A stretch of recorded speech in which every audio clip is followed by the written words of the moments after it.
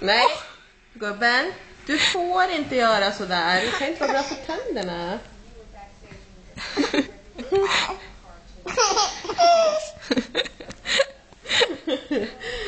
Han vet att det är det också. För varje gång jag tar bort det så gör jag det.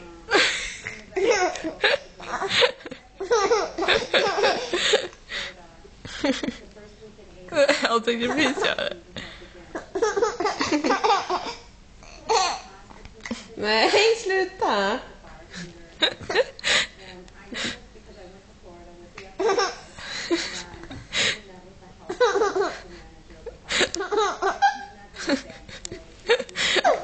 Lina.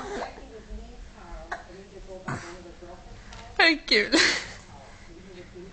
Jag ser att de försöker bara se.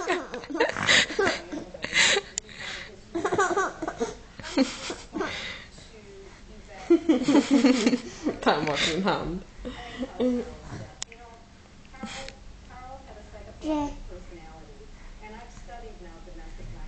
Ja, bra. Annat istället. Klappa händerna. Nej. Åh, gud. Du får